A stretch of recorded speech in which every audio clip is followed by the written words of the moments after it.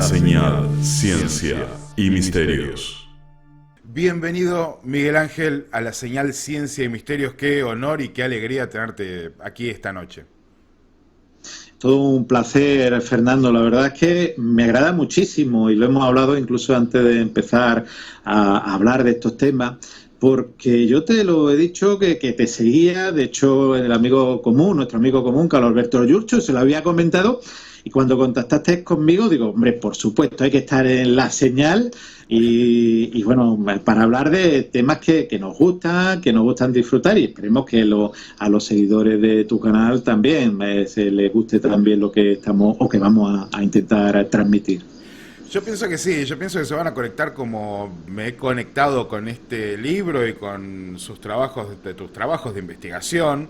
El tema es el siguiente, cuando nos metemos en estos temas y hablamos de las experiencias cercanas a la muerte, bueno, hay muchos comentarios, hay muchas idas y vueltas con respecto a hipótesis, a teorías, pero bueno, cuando nos encontramos con un médico que escribe un libro, que de pronto se encuentra frente a eventos en su vida cotidiana que lo marcan, que le cambian la perspectiva, bueno, ya estamos hablando de otra cuestión, estamos hablando de otro tema, porque estamos hablando de alguien que está en el frente de batalla con la muerte en lo cotidiano, en definitiva, y es de eso de lo que se trata.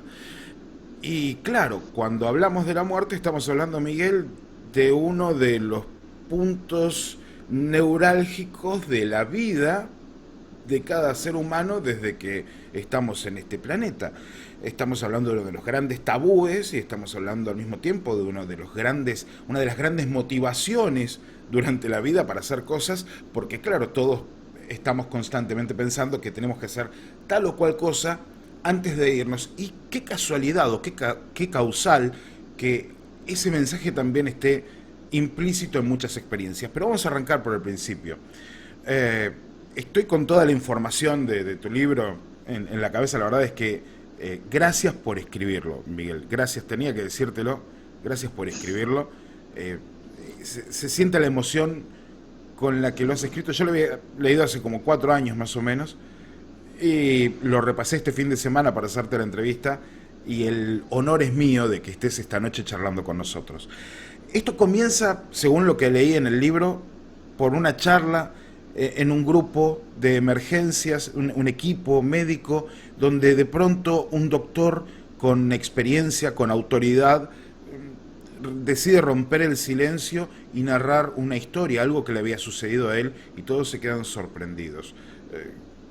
¿Cómo repercute en vos ese momento y a partir de allí, qué es lo que te sucede por dentro para decidir tomar esta investigación? Muchas gracias por tus palabras, Fernando. La verdad es que para mí es un placer poder hablar de este tema que a mí me apasiona, ya no porque haya escrito un libro, porque parece que uno escribe un libro y ahí se acaba las investigaciones. Sigo realizando investigaciones, sigo orientándome para ver qué es lo que sucede, si es verdad, y precisamente en el libro acabo diciendo, nadie sabe lo que ocurre en una experiencia cercana a la muerte. Pero sí, ese punto de inflexión, yo creo que la vida está llena de puntos de inflexiones. En nuestra vida hay unos momentos que si lo cogiésemos, pues diríamos, aquí ha ocurrido esto, aquí ha ocurrido esto, aquí ha ocurrido esto y aquí ha ocurrido esto. Pues eso fue un momento de inflexión. Yo había ido a quirófano, había bajado a quirófano a operar un paciente de urgencia. Era a las 3, 4 de la madrugada en un hospital grande, de los más grandes que te puedes imaginar, que bueno, similar posiblemente a lo que haya en cualquier país del mundo, pues con una sala pues que le llaman la sala del staff, donde igual hay cirujanos, que hay anestesistas, que hay personal de enfermería, celadores, auxiliares, cirujanos de otro tipo, otorrinos, como era mi caso, digestivo, de todo tipo. Entonces, bebíamos a las 3 o 4 de la mañana. Es curioso como un hospital, hablan de las ciudades como Tokio, Nueva York o el Cairo, ciudades que nunca duermen. Claro. Los hospitales son aquellos lugares donde nunca duermen, son lugares donde la vida y la muerte, que es lo único que tenemos garantizado cuando vamos a nacer o cuando hemos nacido, es absolutamente lo único, como te digo, Y como te comento, en ese momento, esa sala, ese tab donde te toma un café, te toma un cacao, te toma un bollo de paz, porque a 3 o las 4 de la mañana se produce un fenómeno que te baja la glucosa. Entonces, necesita uno tomarse algo. Aquellas personas que hayan trabajado de noche lo conocen perfectamente. Sí, me ha pasado, he trabajado de noche. En algunos casos le llama el fenómeno Somoji, el fenómeno del alba, por lo cual necesita algo para estar activo. Pero te tomas allí, habla con los amigos, con los compañeros, igual habla de cosas triviales, como en este momento que ocurrió, y yo lo relato en el libro. En un momento determinado alguien empieza a hablar de experiencias cercanas a la muerte. Además era un médico que a mí, durante mis años de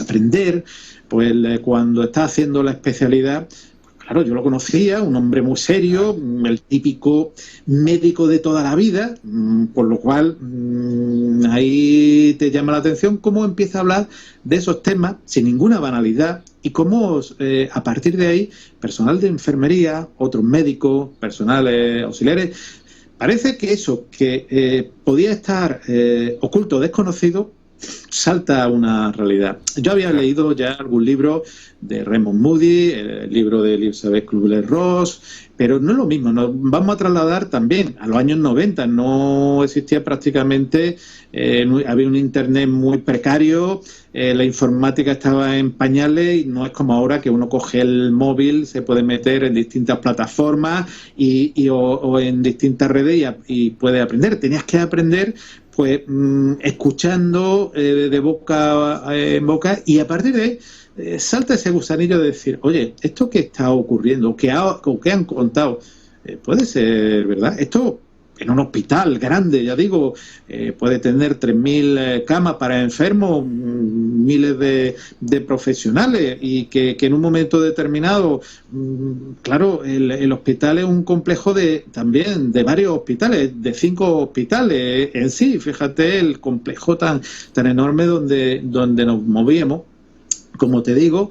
Entonces, decir, voy a buscar, voy a ver si en ese momento puedo encontrar aquello que han contado estos compañeros. Si lo que hay es una realidad o simplemente algo puntual, un signo que esa no voy a decir leyenda, pero sí esa anécdota que muchas veces alguien puede encontrar. Además, el mundo de la sanitario está lleno de anécdotas de todo tipo, anécdotas conmovedoras, anécdotas graciosas, anécdotas terribles, desgraciadamente, pero a fin de cuentas, anécdotas. No quiero decir la palabra anécdota como algo simpático y jocoso, sino anécdota como algo, hay veces que es muy conmovedor, ¿no? De reencuentro de personas, o de poder salvar una vida, claro, por causalidades o por casualidades, porque un médico pase por la puerta de un área de urgencia y ese enfermo que necesita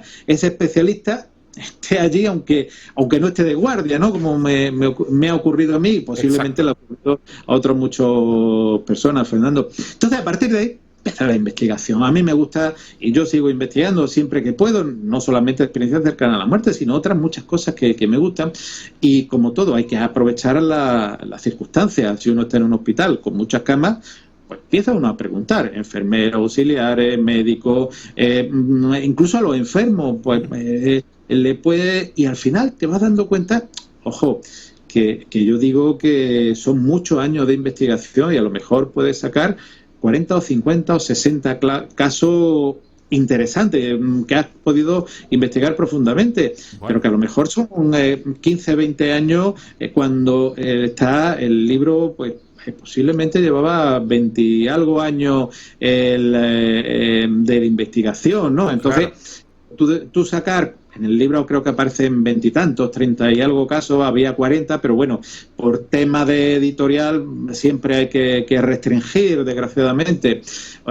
Y entonces, claro, tú dices, bueno, voy a coger esos 40, 50 casos muy interesantes, pero claro, tú dices, tú analizas en qué tiempo, qué margen de tiempo, que no es que te levanto una mañana, dices, me voy a ver cuántas experiencias cercanas a la muerte de ellos, sino que Claro, mejor te llegaban tres por seguidas, supuesto. de pronto te llegaban tres seguidas, de pronto había una sequía que aparecía y de pronto volvían a aparecer. Es curioso porque los casos parece que se aglutinaban, otras veces parecían esquivos, otras veces, y lo interesante es que con esas personas, hay veces que eran pacientes tuyos, otras veces eran enfermos del hospital, muchas veces la relación que hemos seguido manteniendo es una relación bastante estrecha, que te siguen contando cómo su vida cambia. Ya conoces no al enfermo, sino a la persona, que a mí es lo que me gusta. Y la persona es la que te cuenta su yo interior, la que se abre y te cuenta en realidad lo que le ha pasado. Ahí te das cuenta de que ocurre algo que a lo mejor es intangible, que no lo podemos cuantificar, que no podemos decir esta experiencia cercana a la muerte ni es mejor que la otra, ni está a un punto 5 ni está a un punto 10, pero sí te das cuenta que como un hilo de Ariadna, en ese minotauro que se encontraba en ese laberinto, eso era hilo de Ariadna, va enganchando uno y va tirando de ese hilo de Ariadna y te das cuenta que al final es la misma historia contada por personas totalmente distintas, con distintas capacidades, distintos géneros, distintas culturas, distintas religiones, distinta edad. Eso, Miguel, es lo que me llama mucho la atención, porque en este mundo de los misterios o de aquellos que no terminamos de comprender del todo, que para mí es, desde el punto de vista del programa, es una de las grandes motivaciones de la ciencia, porque ¿qué sería la ciencia sin misterios que resolver, ¿no? Sin preguntas que hacerse, ¿qué sucedería si? ¿Por qué sucede tal cosa o tal otra?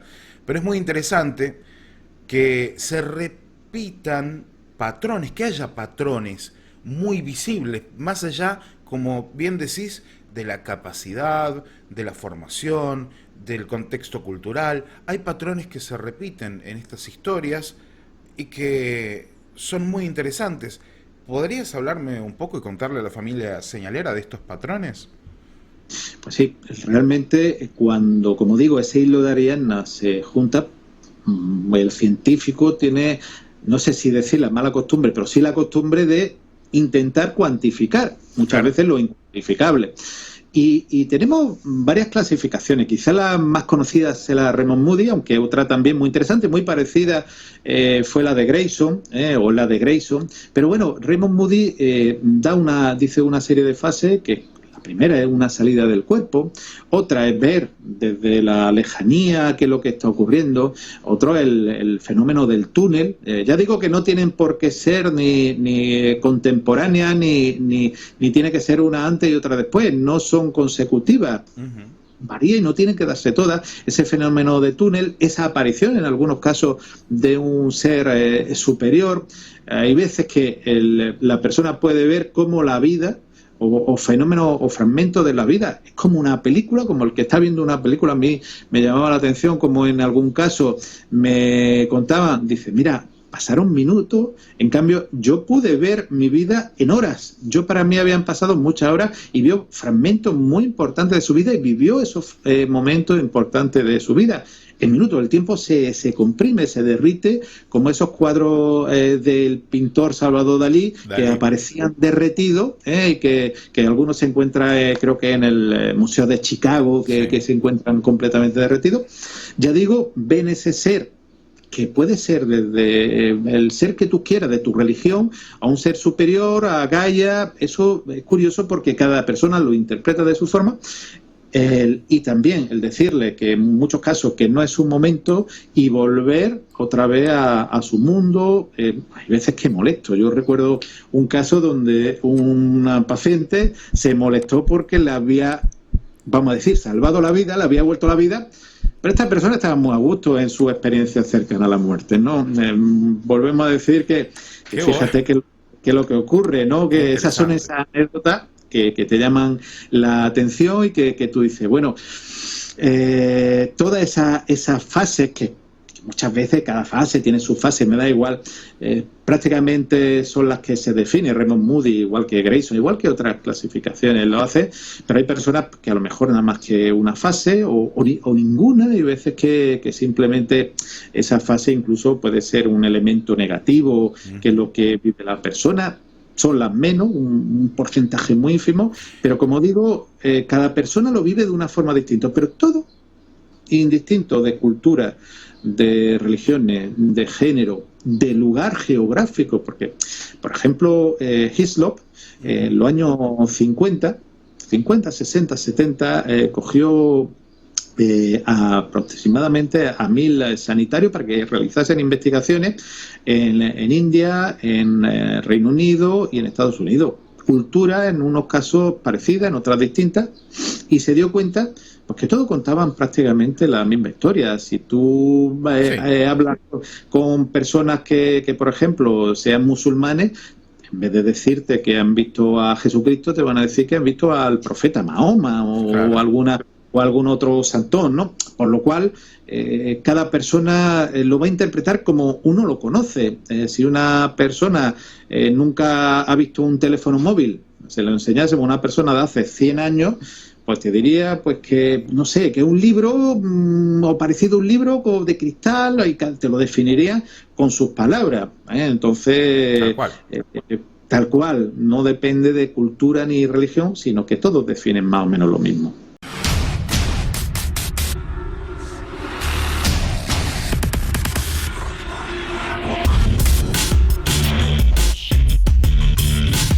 Síguenos en Instagram para saber todo lo que hacemos. La Señal, Ciencia y Misterios. Bueno, es muy interesante porque, en definitiva, cuando encontramos estos patrones, podemos hablar de algo que se repite. Cuando algo se repite, es posible estudiarlo, que es lo importante. Que con otros temas dentro de este mundo no sucede, ¿no? Los eventos por ahí se repiten de alguna manera, pero son también tan diferentes en el contexto, en la experiencia misma, en el germen de la experiencia misma, que hace muy difícil establecer una comparativa. Ahora, en este caso, la comparativa parece estar allí a la mano, porque, como bien recién decías, más allá del contexto cultural, religioso, económico, de formación, la historia es siempre la misma. Ahora, ¿cuáles son? Porque acá tenemos, obviamente, siempre las dos caras de la moneda, ¿no? Esta dualidad de verdadero o falso, real y real, lo imaginó o lo vivió. ¿Cuáles son los argumentos a favor y en contra de la CCM?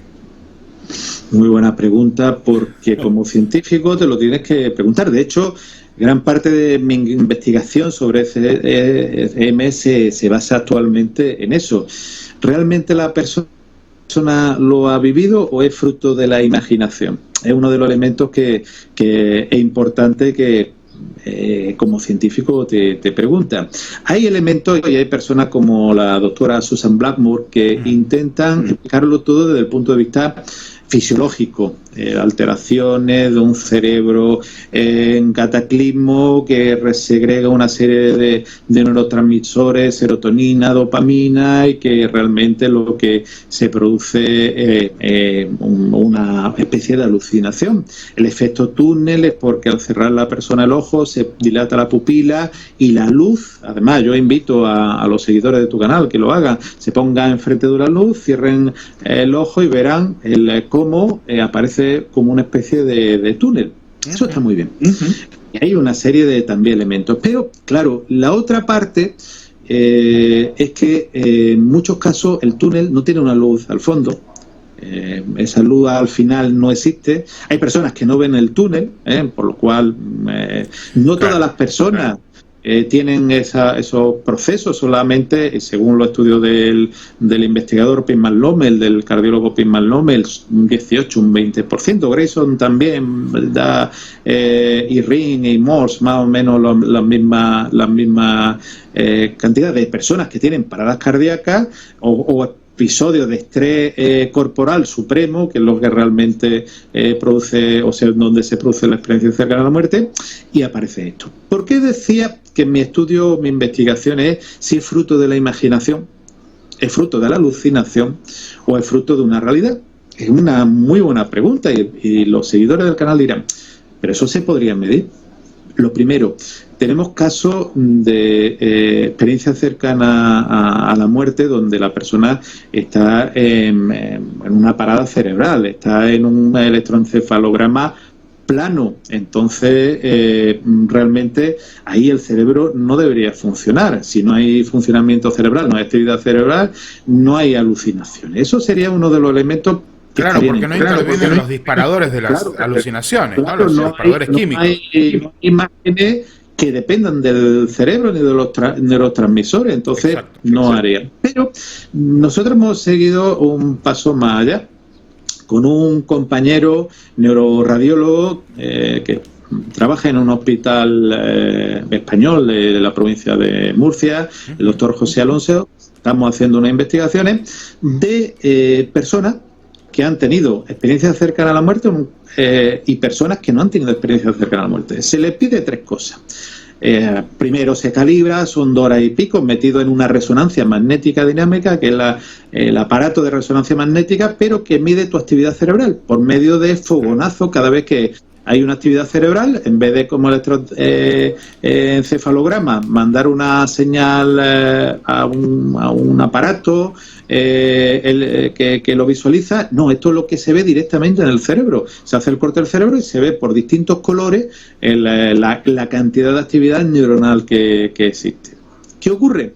Que se le pide 3 cosas. La primera, que piense un evento real, que han comido, que han salido, donde han estado, algo real, algo tangible, por lo cual se estimula una serie de elementos, y ya eso lo conocemos, la memoria del hipocampo y la memoria del núcleo de la base, la parte interior de nuestro cerebro, para que los seguidores del canal conozcan. Y también, si produce algún tipo de sentimiento, esas amígdalas cerebrales se van también a activar. Ajá. Cuando uno, y el segundo elemento que se pide es que invente algo que incluso conozca, pues no sé, irse a un sitio donde uno le gustaría viajar. Cada uno dirá en Tahití, otro dirá en Roma, otro dirá en Granada y otro dirá en Málaga, por ejemplo. Pues nunca ha ido, aunque has podido ver imágenes, pero tu cerebro lo que hace es, tu corteza cerebral, la parte externa del cerebro, es la que se ilumina. No hace tampoco para imaginar, no hace tampoco falta muchas cosas, es lo que estamos viendo en esas pruebas. Y después la tercera prueba es, piensa en tu experiencia cercana a la muerte. Claro, para la persona que ha tenido una experiencia cercana a la muerte es algo que ellos dicen que han vivido. Para la persona que no ha tenido una experiencia cercana a la muerte, sería una generación de algo irreal.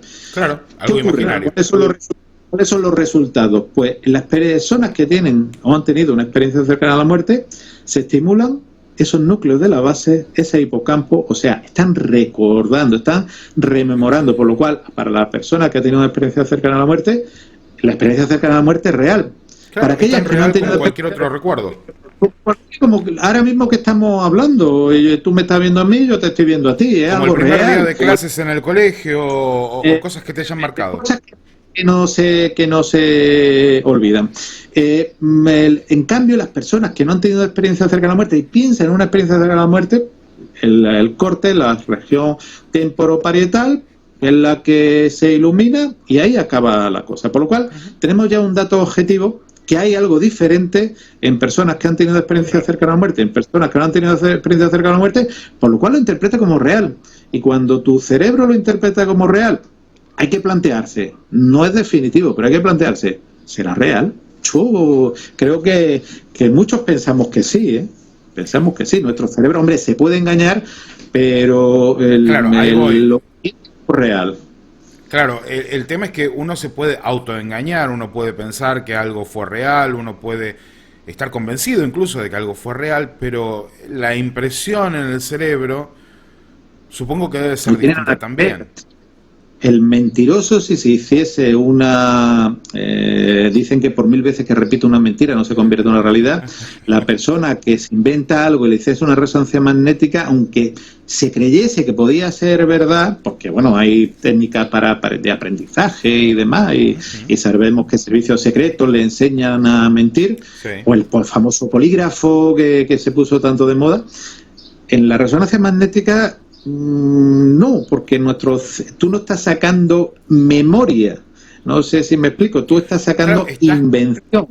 No estás sacando de núcleo de la base, sino está inventando. Cuando uno inventa, cuando uno escribe un libro y escribe un libro de algo que no le ha ocurrido, está utilizando el córtex cerebral y la zona temporoparietal, para que me entienda, la zona de fuera.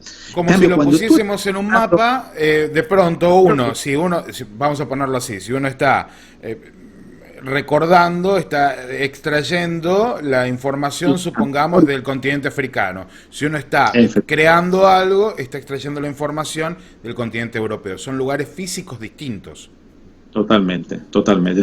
Nuestro cerebro, evidentemente, está interconectado, pero la zona de memoria no tiene nada que ver con la zona de creación. Son áreas totalmente distintas y hoy en día en la neuropsiquiatría, en la psiconeurología, en la neuroradiología lo conocemos. Entonces podemos, vamos a decir, jugar, podemos interpretar esos datos y ya digo, la interpretación es que ahí está. Por lo cual siempre va a haber, hasta que no tengamos las pruebas 100%, siempre va a haber esa dialéctica, ese debate, la experiencia cercana a la muerte, algo real o algo imaginario. Bueno, evidentemente. Es muy sano, además.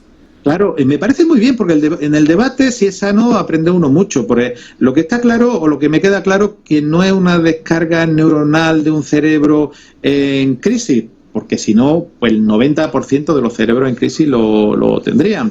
Evidentemente... ¿Qué pasa con aquellos que no? Claro, hay personas que no tienen esa experiencia de la muerte. No se sabe por qué. Hay un 80%, un 80 y tantos por ciento de personas que no tienen experiencia cercana a la muerte. No se sabe. Ahora mismo tampoco tenemos respuesta. En la medicina hay que ser suficientemente humilde para decir, aquí están los hechos, aunque no tengamos respuesta. Pero evidentemente la evidencia está ahí.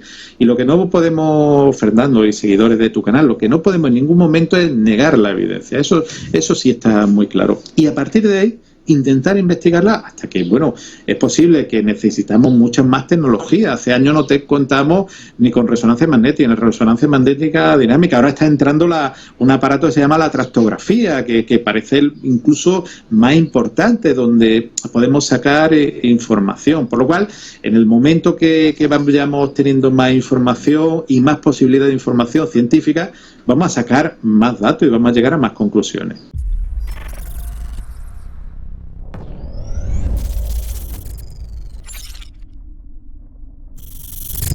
Me parece muy importante este punto, porque cuando uno se pone a pensar en el funcionamiento del cerebro, y hace unas semanas atrás hablábamos con un psiquiatra amigo del canal, de estudios que han realizado él y otros profesionales de la salud mental, por ejemplo con la dimetiltriptamina, y cómo la mente funciona frente a estímulos del mismo cerebro, que son naturales, ¿no? Bueno, la dimetiltriptamina es algo que está incluido en el cerebro, que está dentro de nuestros cerebros y que funciona en determinados momentos, y muchas veces está relacionado con lo onírico, con este tipo de experiencias, pero que si además uno experimenta con estos elementos que parecen abrirse a partir de la dimetiltriptamina, tiene experiencias que le parecen muy reales y que hasta pueden repetirse, cosa que también se ve, por ejemplo, en los pueblos originarios, tanto de América como de Europa, como de cualquier lugar del mundo, donde de pronto conectan con una realidad expandida, vamos a ponerla así. Sin embargo, en este caso es muy particular y es muy interesante porque al estar el cerebro apagado, no existe manera de que esto funcione de esa manera, ¿no? De que vivan una experiencia que consideran real a partir de un disparador, pero al mismo tiempo me genera otra pregunta. Si nosotros de alguna forma somos tan dependientes de nuestros procesos químicos cerebrales para ser quienes somos y para experimentar nuestras vidas, ¿cómo puede ser que una vez apagado el cerebro, o por lo menos en estado de stand-by, ¿no? Como estaría una computadora, un ordenador en cierto momento, y decime si me estoy equivocando con lo que digo, porque por ahí estoy hablando desde a boca de jarro, con lo poco que entiendo como periodista, pero al estar el cerebro en stand-by, es muy interesante que la conciencia perdure y que si hablamos en términos de Star Wars, uno se haga uno con la fuerza, ¿no? Que uno pueda persistir más allá de la existencia cerebral, ¿no? O sea, estaríamos dándole también, además de si esto se comprueba, si esto termina siendo real, si mañana tenemos un paper científico del doctor Miguel Ángel Pertierra que demuestra, o por lo menos termina de dar una serie de claves importantes con respecto a esto, también estaría dando sustento a un montón de cuestiones que tienen que ver hoy por hoy, no digo necesariamente con creencias, pero sí con algunos temas que incluso todavía siguen siendo tabú. Entonces, puede ser que estemos hablando, no digo del alma, pero que estemos hablando de una existencia, y ahí vamos al punto, ¿no? Tras la muerte, porque yo sé que todos estaban pensando que hasta ahora hablábamos de una existencia tras la muerte, pero no necesariamente. En este es el punto donde le pregunto al doctor Pertierra.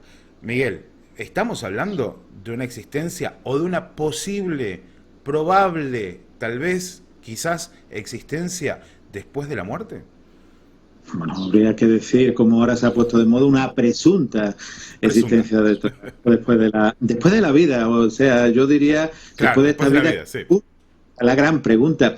El que pueda decir esa pregunta, yo creo que es la respuesta a las respuestas, ¿no? Pues, ¿qué pregunta la existencia, por ejemplo, de vida extraterrestre? Es muy importante, pero saber... Claro.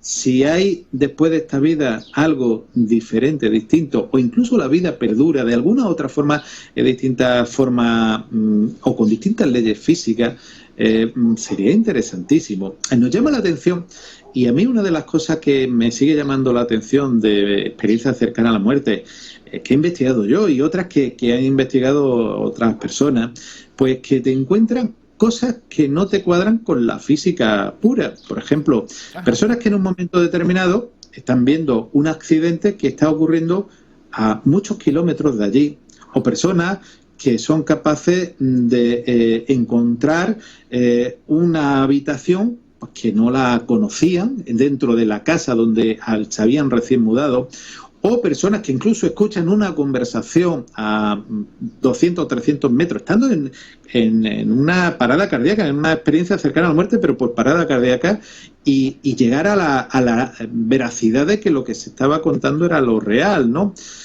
Claro, cuando ocurren esos elementos, esas disonancias que no conocemos, empiezas a preguntarte. Aquí ya no estamos diciendo que alguien tiene una experiencia, que ve desde arriba, que tiene ese desdoblamiento. Estamos hablando de un poquito más, estamos hablando de un paso más. Hay algo donde está la conciencia, pero ¿dónde está la conciencia? La conciencia está en el cerebro, o como dicen investigadores, entre ellos Pittman Lomel, que es lo que he comentado antes, la conciencia está fuera del cerebro. El cerebro simplemente es como una especie de receptor.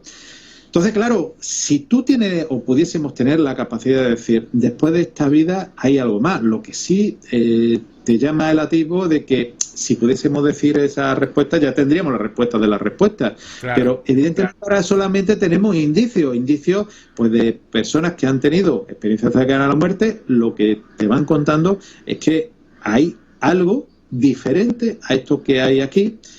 No es fruto de la imaginación, eso sí podemos constatarlo, no es fruto de la imaginación, ni la invención, ni de la creación de la persona no lo crea.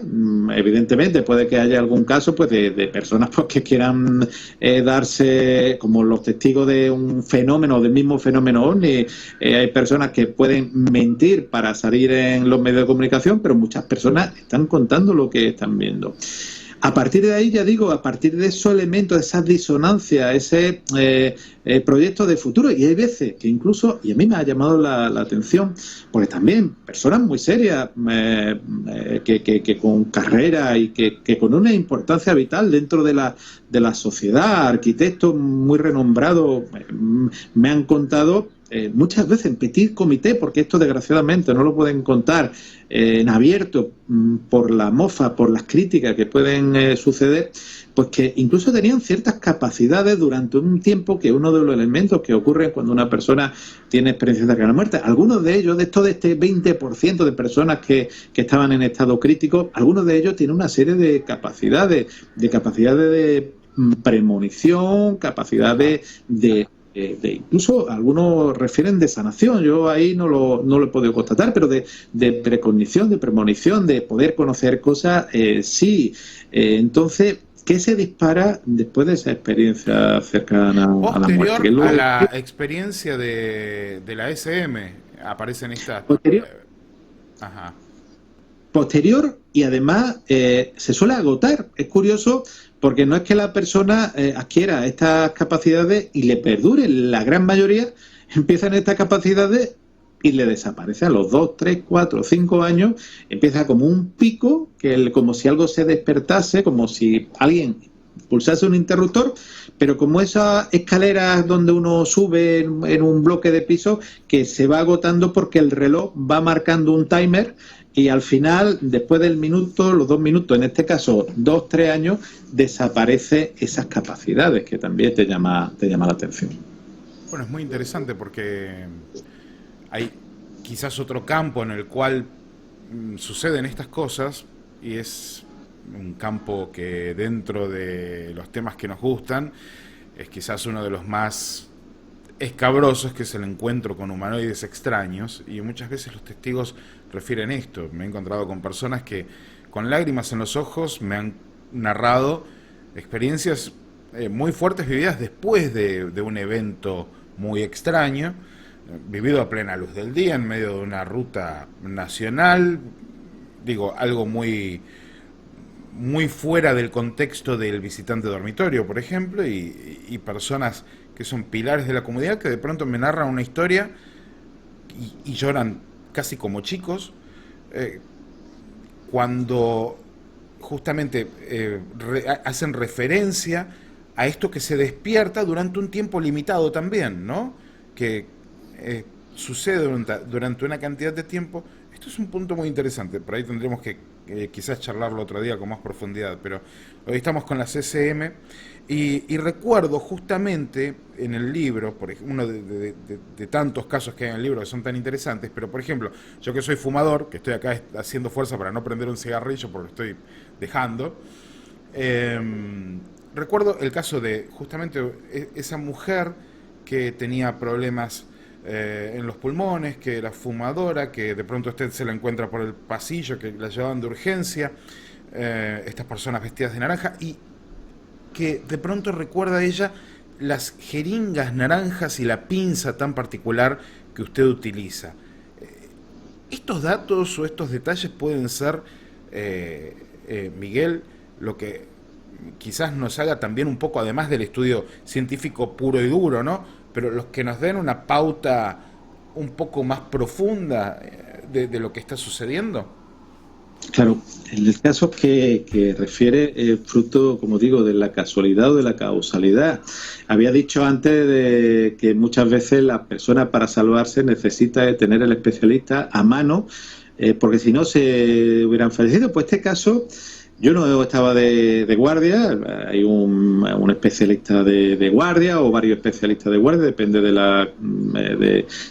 la especialidad. En este caso yo no estaba de guardia, pero iba por la unidad de urgencia, me desplazaba al área administrativa, iba para la unidad de urgencia, y de pronto entró el servicio de urgencias, que le llaman el 061, pero el servicio de urgencia extrema, los que llevan la UCI móvil, con una paciente que no la podían meter el tubo por la garganta, el tubo endotraqueal, y que se estaba ahogando, fumadora, obesa, muchas patologías, se había catarrado. Bueno, el tema es que en vez de ir al hospital, pues aguantó y tuvo una parada cardíaca en su casa. La traían desde su domicilio, como digo, la causalidad, porque si no llego a entrar con ella en el quirófano en esos momentos, es que poco menos que me arrollen, me meten en el quirófano directamente con ella. Si no entro con ella y el compañero de urgencia tiene que ir a hacer la intervención, posiblemente en esos 3, 4, 5 minutos hubiera fallecido, sencillamente. Entonces, claro, ese es lo primero que te preguntas, ¿casualidad o causalidad? ¿O suerte? Cada uno, ahí sí lo dejo abierto a cada uno. Yo soy muy causalista y digo que nada ocurre por casualidad, pero cada uno es libre para pensar.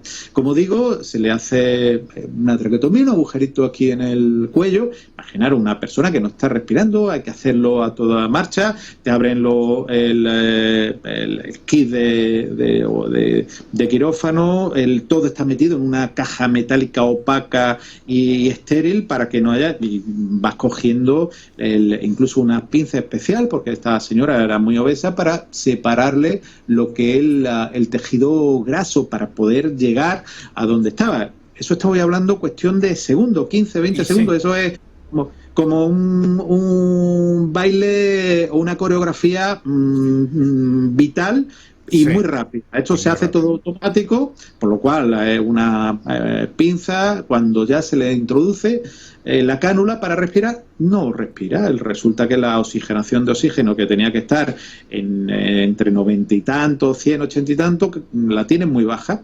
Yo recuerdo cogerle el fondoscopio al anestesista, ocultarle el costado, porque claro, el tubo estaba en la tráquea. Claro. Y que hay lo que se llama neumotórax, del esfuerzo respiratorio que la señora había hecho en su domicilio, había roto parte del pulmón y el pulmón se había colapsado, por lo cual la señora, a pesar de estaba ahogándose. ¿Qué hay que hacer en esos momentos? Como en la olla express, meterle algo, un corte o aguja a presión, que salen como el gas de una olla express. En esos casos son una aguja de un tamaño, el más grande que hay, que son de color naranja. Entonces, esa persona se le introduce la aguja, sale el aire y todo esto, ella en parada cardíaca, totalmente inconsciente, se le mete después, se llama al anestesista, al neumólogo, el anestesista está allí, se le mete un aparato que se llama el Plureva en el costado, y después va a la UBI. Bueno, después de todo esto, la señora recuerda, desde el color del pelo de la enfermera, un color muy especial. La pinza esa, una pinza que se abre, se llama pinza de la borde, pinza tribalba, que es una pinza que en un hospital de 3.000 camas puede haber 4 o 5 pinzas, y están metidas en cajas porque son muy específicas, se utilizan nada más para casos muy específicos, y lo tenemos los especialistas de otorrino para nosotros, para nuestro trabajo tan específico que muchos médicos de otras especialidades ni la conocen, igual que yo puedo desconocer otro aparataje de otra especialidad porque son extremadamente específicas. Y después empieza a hablarnos de esas agujas naranjas que ella no había visto en ningún momento. Estoy hablando que estaba en fibrilación ventricular, parada cardíaca, por lo cual no tenía concepto. Nadie pide esa aguja por la aguja en naranja, os lo dice el nombre de la marca comercial, el número 14, un tal del 14, se le introduce, por lo cual ella reconocía que ni tenía familiares sanitarios, ni ella era sanitaria, ni sabía, pero el caso es que definió perfectamente, al igual que otras muchísimas personas, definen perfectamente lo que ocurre en un quirófano. Y curiosamente, después si quieres te cuento un caso que ocurrió a 1.100 kilómetros, uno en Málaga y otro en Barcelona, sin contacto ninguno, pero que contaron lo mismo. Entonces, eso es interesante, bueno, porque ya de por sí es difícil que una persona de a pie, como yo, pueda describir un procedimiento médico en un quirófano. Es algo que es absolutamente inimaginable. Ahora, que ya haya 1.100 kilómetros de distancia, ¿cómo es esto, Miguel? Bueno, desde personas que te cuentan o te dicen hasta la marca del respirador, del aparato que le produce la respiración, que era el primero que llevaban en el hospital, entre otras cosas, por eso digo cosas que te llaman la atención. Es un caso que ocurrió en el hospital de Málaga, donde yo voy a hacer una traqueotomía con un compañero que está empezando la especialidad, en la primera intervención, donde suele ayudar la persona, el médico que está empezando la especialidad, y para hacer la traquetomía. Antes lo hacíamos en el área de UCI, después se pasó un pequeño quirofanito y después a quirófano directamente. Pero primeramente, que hablando ya de hace muchos años, ha llovido ya mucho, se hacía allí. Esta persona con el tema de ver los enfermos de UCI no había entrado, que era médico recién acabado, mucha teoría, poca práctica. Empiezan los sudores, se desmaya, hace un cuadro sincopal y se desmaya. Bueno, claro. Si le hace, hay que subirlo en la camilla, todo lo que ocurre cuando una persona se desmaya por un cuadro sincopal. Pues lo que ocurre es que, se le hace ya después la traqueotomía al paciente que estaba en coma inducido por anestésico, y este paciente pasa a la planta. Claro. De enfermo. Cuando pasa a la planta, uno de los días estoy yo por allí, además no estaba ni trabajaba en la planta, yo ese día estaría en quirófano, en consulta o en alguna otra unidad, pues me veo que me preguntan, mire, el compañero que estaba con usted, ¿cómo está?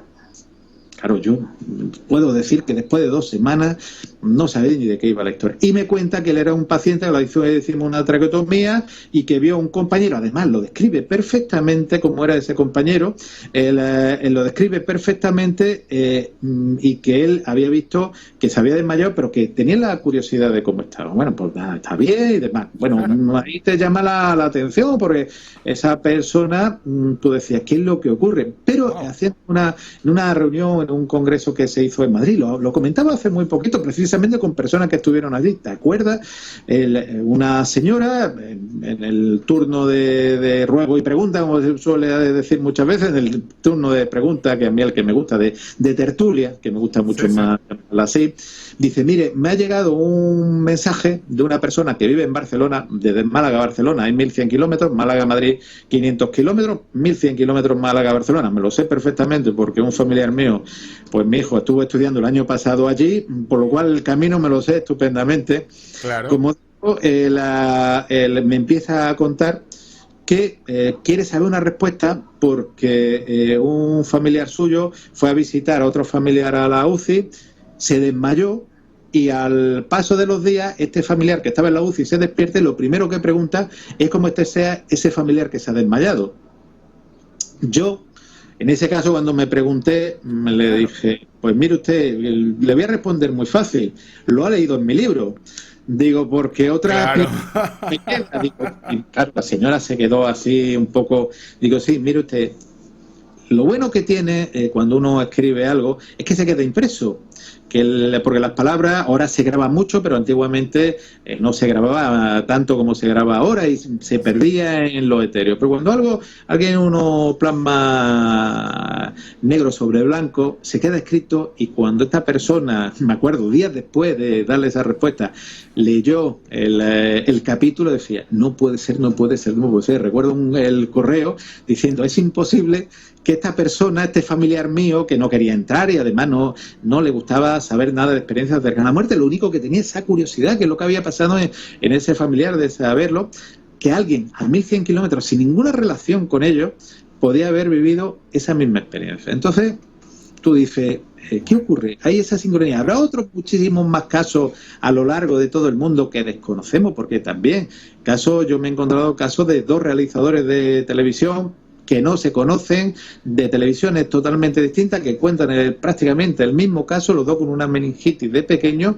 y los dos te cuentan el mismo caso de experiencia cercana a la muerte. Entonces tú dices, esa similitud que te cuenta prácticamente lo mismo, esa sincronía, ¿cómo es posible? ¿No? Porque claro, en este caso, ¿cómo una persona en un coma puede saber que tal persona con esas características, porque todavía el del familiar puede alguien contárselo, pero persona no sabía de del médico, ni tenía sensorialidad, ni la persona que habían visto, desgraciadamente ahora con el tema de la pandemia, pues muchas personas, pues desgraciadamente está viendo la realidad de una UCI, que es la terrible realidad de la UCI, que es el día a día de los médicos que trabajamos, el personal sanitario que trabajamos allí, o hemos trabajado de alguna u otra forma. Como digo, claro que alguien intubado, dormido, con los ojos cerrados, que realmente lo único que se escucha cuando te acercas es ese respirador. Estamos hablando de los años 70, ese respirador que era como las películas, que es lo que único que escuchaba, o los aparatos o sea, de aspiración, de mucosidad o de secreciones. Claro, que pueda haber alguien y te lo describa con tanta igualdad y que haya casos a 1100 kilómetros similares. Yo creo que por lo menos el investigador menos creyente, más dubitativo, por lo menos se lo va a pensar. ¿Qué es lo Por que lo menos ocurre? se lo va a pensar, tal cual. Absolutamente. Empatía, yo encantado, porque me estás diciendo que hay una capacidad que todavía no Bueno, se ha demostrado, ¿no? También, sería otro caso muy interesante.